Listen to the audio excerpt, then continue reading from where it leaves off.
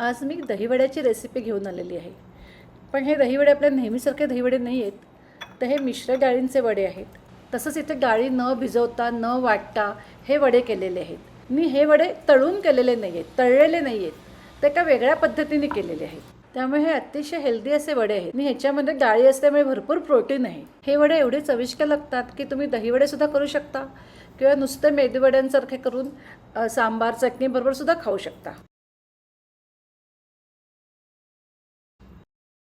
तर असं हे मिश्र डाळींचे दहीवडे कसे करायचे ते आता बघूया. नमस्कार, श्रेयाज रेसिपीमध्ये आपलं सगळ्यांचं खूप खूप स्वागत आहे.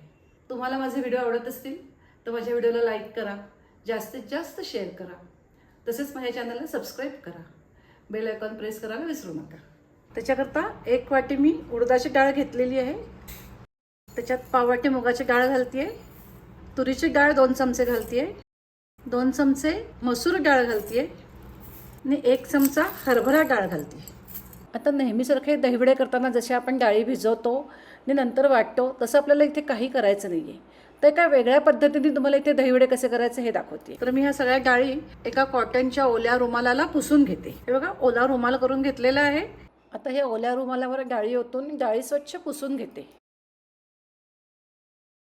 हे बघा, डाळी आता स्वच्छ झालेल्या आहेत. आता त्या मिक्सरच्या जारमध्ये घेते. आता हे मिक्सरमधून दळून घ्यायचं, ह्याचं पीठ तयार करायचं. अगदी स्मूथ हवं आहे असं नाही, पण जेवढं बारीक करता येईल तेवढं बारीक करून घ्यायचं. छान असं दळून झालेलं आहे. 0 नंबरचा रवा असतो की नाही, तसं हे दळून झालेलं आहे. तुम्हाला हवं असेल तर तुम्ही अजून मिक्सरवरनं हे फिरवलं तर अजून बारीक होईल. दहीवड्याला ह्या पिठाचं असं टेक्स्चर असेल तरी चालेल. आता हे का बोलमध्ये घेते. सगळं मिळून आपलं हे 2 वाट्या पीठ झालेलं आहे. आता ह्याच्यात मी 2 चमचे 0 नंबरचा रवा घालते, बारीक रवा घालते. जर तुमच्याकडे जाडा रवा असेल तर तो मिक्सरमधनं फिरवून घ्या. तुम्हाला जर एका वेळी एवढे दहीवडे करायचे नसतील तर तुम्हाला जेवढं पीठ हवं आहे तेवढंच तुम्ही भिजवू शकता. इथे मी सगळ्या पिठाचे वडे करते. आता ह्याच्यात थोडं थोडं पाणी मिक्स करूया. रूम टेम्परेचरचंच पाणी मिक्स केलेलं आहे. हे बघा, असं सरसरीत झालं पाहिजे. इथे मी 1.5 वाटीपेक्षा थोडंसं जास्त असं पाणी ह्याच्यात मिक्स केलेलं आहे. हे बघा, असं इझी पडायला पाहिजे, अशी ह्याची कन्सिस्टन्सी आली पाहिजे. तितकं तुम्ही साधं पाणी ह्याच्यात मिक्स करा. आता हे 1-2 तास तरी झाकून बाजूला राहू दे. 2 तासानंतर वडे करूया. मिनिमम 2 तास तरी हे भिजलं गेलं पाहिजे. त्याच्यापेक्षा जास्त वेळ भिजवलं तरी चालेल. आता 2 तासांनी वडे करूया. आता दही वड्याकरता दही करूया. हे दही मी घरीच लावलेलं आहे. किती घट्ट लागलंय बघा. हे म्हशीच्या दुधाचं दही आहे. साधारण 2.5-3 वाट्या दही आहे. आता हे दही फेटून घेऊया. दही गोड पाहिजे आणि जर दही आंबट असेल तर त्याच्यामध्ये थोडंसं दूध मिक्स करायचं. मीठ चवीनुसार घालायचं. मी इथे पाव चमचा घातलेला आहे. साखर घालते, पिठी साखर घालते.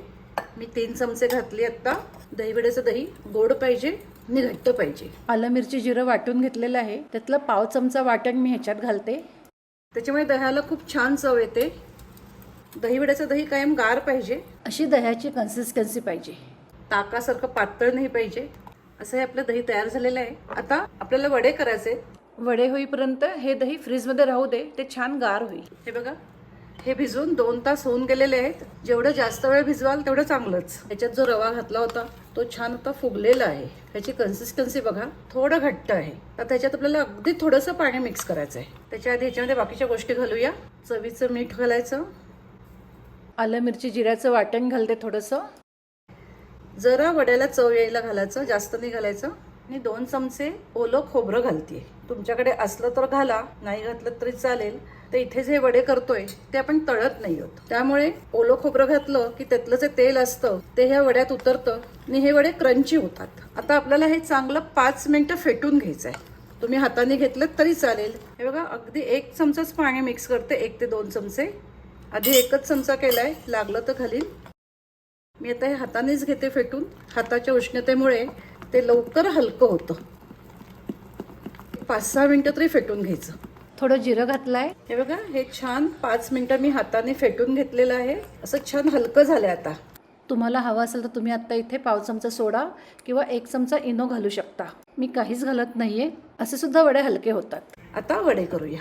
इथे आपण वडे तळत नाही आहोत, तर आप्पे पात्रामध्ये वडे करतोय. गॅस चालू केलाय. एक लहान तवा घालते आणि त्याच्यावर हे आप्पे पात्र असं ठेवून देते. त्याच्यामुळे काय होतं, हे मधले आप्पे असतात ते जास्त जळत नाही. आता थोडं थोडं तेल घालते. आता हे तेल सगळीकडे असं लावून घेऊया. आता मी हातानेच ह्याच्यात हे वडे घालतेय. हात ओला करून घेतलेला आहे. दरवेळी हात ओला करून घ्यायचा, म्हणजे ते छान वड्याचे हातातनं सुटतात. जसे आपण वडे तळताना तेलात सोडतो तसे हे आप्पे पात्रात सोडायचे वडे. आता वर झाकण ठेवूया. आता हे 1 मिनिट चांगले हे एका साईडने आपल्याला शिजवून घ्यायचे. एका पातेल्यामध्ये 1 कप कोमट पाणी घेते. दही वडे करताना जसे वडे भिजवतो तसे हे सुद्धा वडे भिजवायचे. थोडंसं मीठ घालते, थोडा हिंग घालायचा, थोडी कोथिंबीर घालते. कोथिंबीर ऑप्शनल आहे. 1 मिनिट होऊन गेलेलं आहे. हे बघा वरून छान सगळं सुकलेले आहेत, चांगले शिजलेले आहेत. दुसऱ्या बाजूने भाजून घेऊया. किती इझी निघतात बघा. हे बघा असं छान इझी निघतात. गॅसची फ्लेम लोच आहे. दुसऱ्या बाजूने सुद्धा 1 मिनिट शॅलो फ्राय करून घ्यायचं, भाजून घ्यायचं. न तळता सुद्धा हे मिश्र डाळींचे वडे खूप सुंदर होतात. हे बघा झालेलं आहे, दाखवते तुम्हाला मी. दुसऱ्या बाजूने पण छान भाजून झालेलं आहे. मी आता गॅस बंद करते. आता ह्या गरम आप्पे पात्रातच जरा हे राहू देत 15-20 सेकंद, मग काढूया. काढते आता. हे बघा हलके झालेत एकदम. सगळीकडून सारखीशी गॅसची फ्लेम लागली पाहिजे. बघा किती छान झालेत. रंग पण सुरेख आलाय. पुन्हा मी गॅस चालू करते. हे बघा मगाशी जे तेल घातलं ते आहे ह्याच्यामध्ये. आता जिथे संपलंय तिथे मी अगदी थोडंसं तेल घालतेय. नॉनस्टिक आप्पे पात्र असेल तर एकदाच तेल घातलं तरी पुरतं. हात ओला करून घेतलेला आहे. मगासारखेच पुन्हा हे वडे घालते या आप्पे पात्रामध्ये. हाताने जरा सारखे करून घ्यायचे असे. झाकण ठेवते. आता या कोमट पाण्यात हे झालेले वडे जरा वेळ भिजवूया. गरम गरम एकदम घालू नका, नाहीतर मग ते मध्ये कडक होतात. बघा 1 मिनिट होऊन गेलेलं आहे. वरून छान सुकलेत बघा सगळे आप्पे, म्हणजे चांगले शिजलेले आहेत. आता दुसऱ्या बाजूने भाजून घेऊया. तुम्ही याचा कलर बघितलात ना, किती छान तांबूस खरपूस आलाय. काढते आता. हे बघा ह्या पद्धतीने मी सगळे असे हे वडे करून घेते. आता हे सुद्धा वडे मी ह्याच्यात घालते. सगळे वडे करून झालेले आहेत. आता हे बघा शेवटचे वडे अजून छान झालेले आहेत.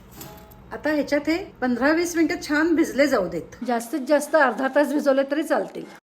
वडे आपले छान सोक होत आहेत. तोपर्यंत दही वड्यावर घालायला एक मसाला करूया. लाल तिखट घेते, थोडंसं काळं मीठ, भाजलेल्या जिऱ्याची पावडर, अगदी थोडासा हिंग, चाट मसाला. वडे छान सोक झालेले आहेत.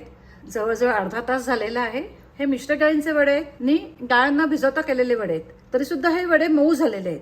ह्याचा आकार बघा, शेप काही बदलला नाहीये, पण छान मऊ झालेले आहेत. तुम्हाला दाखवते. हे बघा हाताने ह्याचे मी 2 तुकडे केलेत. आणि जवळनं दाखवते, जाळी सुद्धा त्याला छान आलेली आहे. इतर वेळी बघा जेव्हा उडदाच्या डाळीचे आपण तळून वडे करतो तेव्हा पाण्यात भिजवल्यानंतर पाण्याला असं वरून तेलाचा तवंग येतो. इथे बघा अजिबात आलेला नाहीये. आता वडे असे पाण्यातनं काढून हातावर प्रेस करून घ्यायचे आणि त्यातलं सगळं पाणी काढून टाकायचं. दही पण छान गार झालेलं आहे. आता प्लेटिंग करूया. हे पाण्यात भिजवलेले वडे घेतलेले आहेत. त्याच्यावर दही घालते. दही भरपूर घालायचं. दह्यात चांगले वडे भिजले गेले पाहिजेत. आता वरून चिंचगुळाची गोड चटणी घालायची आणि कोथिंबीर पुदिन्याची हिरवी चटणी घालायची. मगाशी जो मसाला केलाय तो थोडा वरून घालायचा. वरून थोडी कोथिंबीर. आणि आवडत असतील ना घरात असतील तर डाळिंब घालायचं थोडंसं. तर असे हे आपले मिश्र डाळींचे डाळ न भिजवता वडे न तळता दही वडे तयार झालेले आहेत.